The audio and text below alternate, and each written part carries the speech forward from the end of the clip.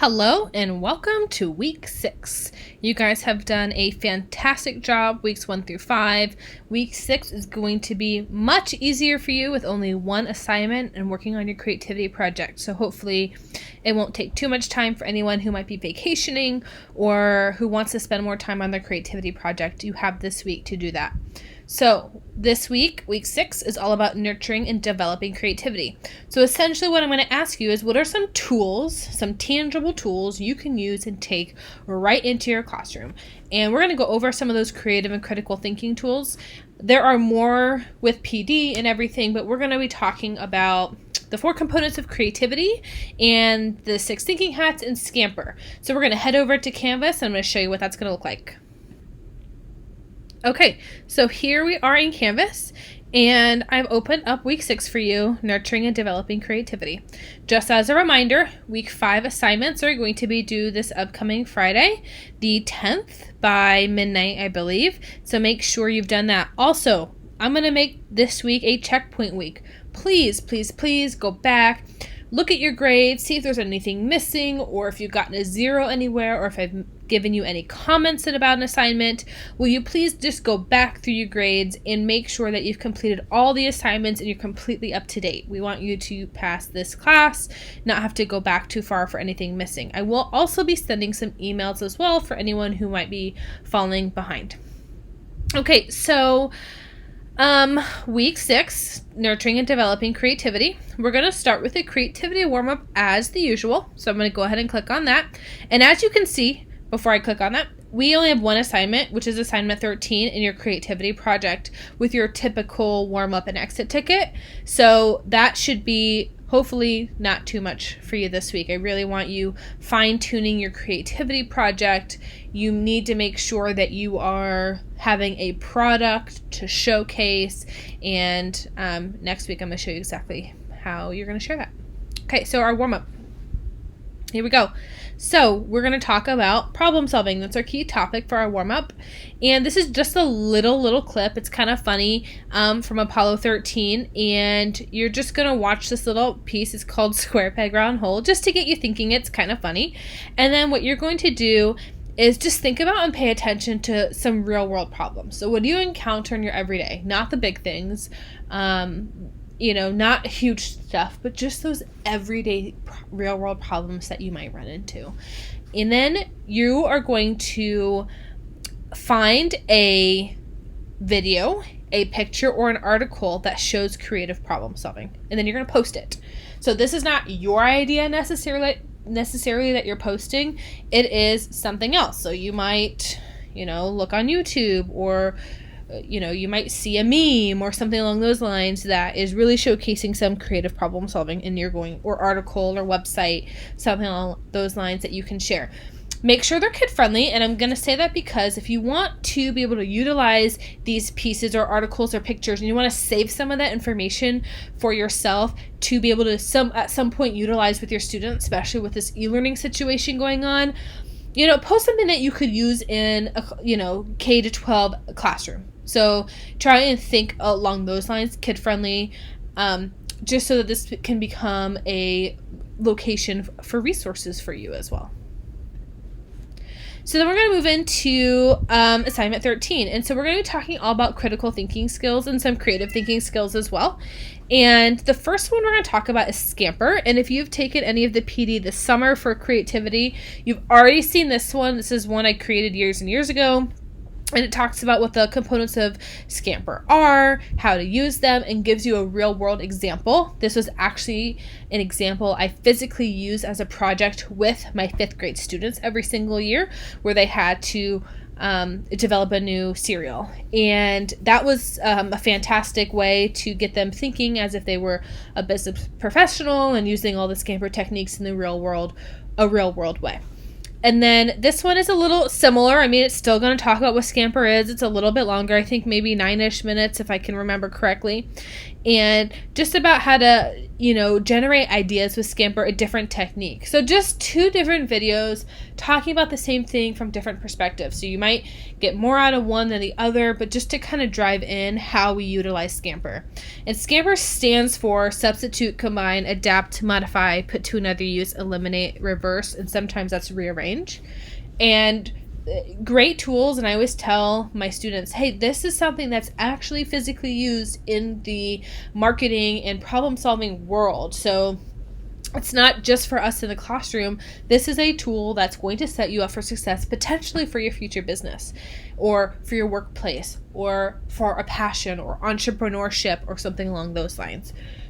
And even myself, prior to becoming a teacher, I was down a whole different road. I was going to be marketing and public relations, and I took some advertising and marketing courses, and they talked about the way they brainstormed in the classes that I took in college about using Scamper and ideation and the brainstorming process, and it's so similar to how we teach it here, or how we should be teaching it within our classrooms as well. Okay, so then you're going to look at the 6 thinking hats. So tool 1 is Scamper, tool 2, the 6 thinking hats, and you're going to just read and learn about them. There's this article right here you can click on, and it's a blog from Storyboard That, interestingly enough, and it talks about what they are, how they look, fantastic resource for you to read on about. There's just not a lot of, books and information for the classroom about this. There are some. I'm not going to say there aren't any. They're hard to find. They're old. There's nothing really current out there about this. Edward de Bono, who created the 6 thinking hats, does have a chapter style book where he talks about how this is utilized, not necessarily for classrooms, if you want to add that to your professional library as well and maybe pull from that. So these, I just want to throw an image in here of what the 6 thinking hats are. And so essentially we have these 6 hats or 6 colors, and each color is represented with a different type of thinking. And so the whole premise of this is saying, hey, we're going to look at a problem from multiple perspectives, not just what I'm feeling, thinking, or doing right now, but how can I take out what I believe to be true and my personal feelings and look at this from maybe someone else's hat or someone else's perspective, or just a different lens that we want to be looking at them. So it's challenging sometimes because we often only want to think in our perspective based on what we learned and what we know, but pushing students to use the 6 thinking hats, 1, can be fun, and 2 is good. It's good for our problem solving and moving forward. So first hat is the white hat. That is going to be all about the facts. Our red hat is our feelings. Our yellow hat is our cheerful, sunshine, happy hat. It's all the positives. You never speak negative. It's just happy, positive, positive, positive. Our black hat is our negative hat. So that is going to be our, negative Nancy kind of hat that we're wearing, and we have nothing positive to say, and we're looking at what the cautions are and, what could go wrong when you're wearing your black hat. Your green hat is your creativity hat. So generating new ideas, using different creativity tools, the fun stuff. And then our blue hat is the process hat. And it's often, it took me a while to really truly grasp this when I was learning it and teaching it, but it's the thinking about our thinking. So really, I often would use it as an action plan. So taking a look at a project or a reflection kind of, what would I do differently? Or how could I use all of these hats together, using all my thinking together? Or what does brainstorming look like from all these different perspectives? So the most challenging hat, I think, is the blue hat, because it typically needs to come at the end and it's very process oriented. Okay, so then you're going to just read this video. This is a little video of how they used 6 thinking hats in the classroom. On our SharePoint, there are some free resources under, let me think about it, PD, last year's summer PD, elementary, or maybe it was 2 years ago, I taught a PD on using these in the ELA block, and so there's some resources for you there if you want those. And then you're going to read these articles. So here I'm going to scroll over. Okay, creativity, uncertainty, and beautiful risks. This is a good one. It talks a lot about just creative problem solving using fun ideas, and it's 7 pages. And I know that this is a lot of reading this week, but it's good information for you. This one is Put Your 6 Thinking Hats, and this is from Education World. Also another great article. It's just 4 pages for you, and just kind of talks about what are some resources that you have, how can teachers actively use this in their classrooms, just from an education perspective.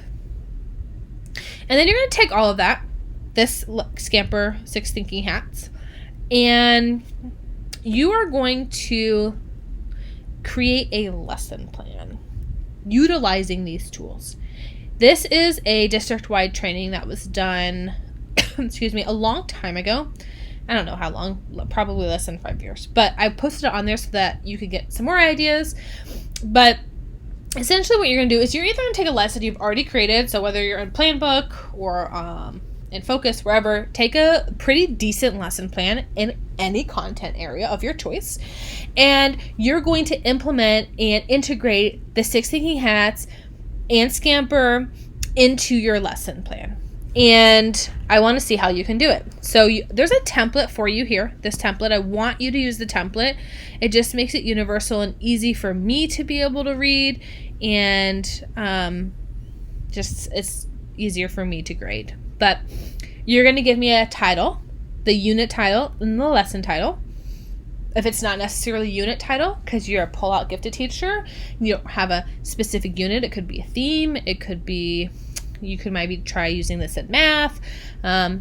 You could be an independent lesson. Maybe you're teaching the core thinking skills, or you're teaching something else very independent outside of this, or Latin roots would be great to implement in here.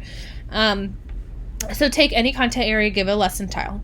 I need the grade level and a time frame. How long is it going to take for you to complete this lesson? Is it a multi-day lesson? Is it a week-long lesson? Should it be done in a 145-minute setting? How long do you expect this lesson to take?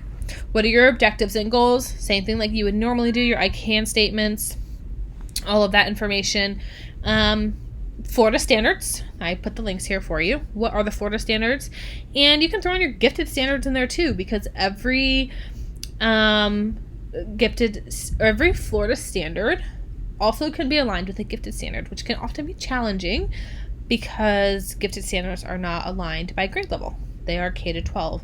So if you want to add your gifted standards in there, that'll be good for you, because if you're going to be teaching gifted or in a full-time gifted center, that's something that you're going to need to be doing, because you need to show how your lessons are going to be integrated with the Florida gifted standards or goals.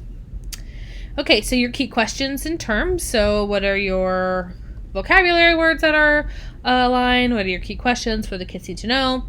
And then what strategies are you looking at? So are you looking at the 6 Thinking Hats? And you can add more than one. Fluency, forced relationships, Scamper. So it doesn't have to be just the Scamper and 6 Thinking Hats. You can add other ones we've learned. So you might start with a fluency warm-up question or a forced relationship activity as a warm-up to your lesson. And then you embed the Scamper activity. ELA is so easy to do with this because it just lends itself very well to that. Okay, so then what materials and resources are you going to use? A step-by-step description of the activity and plan for assessment. So think of this as a lesson plan you would submit to your principal if you were doing an observation. Okay, so the schools I've come from, you need to have all the details laid out, everything you're going to do, all the pieces. It should not be a few bullet points. Going to administer Scamper, like, what does that even mean? So I might throw it back to you and ask you for more detail. So make sure you're pretty thorough. I don't know your teaching style. I've never seen you teach. I can't gauge how this would go because I don't know you, and sometimes you just know teachers. And then make sure you include how you would assess. That's very important, whether that's a foldable or an exit ticket or a Nearpod poll or whatever it is you would do. Okay, and so then here for the creativity celebration, all I said was continue working on your creativity project because that's all I want you to do. You don't need to turn anything in. It says no due date, no points. It's nothing. It's literally a post that says, hey, spend time on your creativity project. Start preparing some sort of presentation. I will give you exact details on what that presentation is going to look like next week. But whatever you're going to do, whether you've started or you're starting to gather pictures or pieces of it, we're going to have an opportunity to share that as a class. Okay, and so your exit ticket for this week is going to be, how can creativity be nurtured and developed? And so this should go hand in hand with your lesson plan. Everything we've learned, we're just kind of building upon what we've learned all semester. So you're going to create a digital, does that seem right? I think we did that last week. Create a digital collage of what a creative environment looks like. I think that's wrong. I'm going to have to update that. So ignore that. I can't believe anyone says that. But I think the question is right. How can creativity be nurtured and developed? But that is not the response. I'm going to go in and fix that. I thought I looked at everything. And whatever I'm going to ask you to do it well. That's it. So that's what week 6 looks like. And it should be good and a lighter for you than the previous weeks. And as things start to dial down a little bit and get a little bit easier, if you have questions, email me. I think I'm caught up with emails. I need to go through again and just verify. And I hope you guys had a wonderful 4th of July and you're successfully preparing for an adventure of a school year because it's going to be great. That's what I keep telling myself. So reach out if you need anything, and I look forward to grading your work.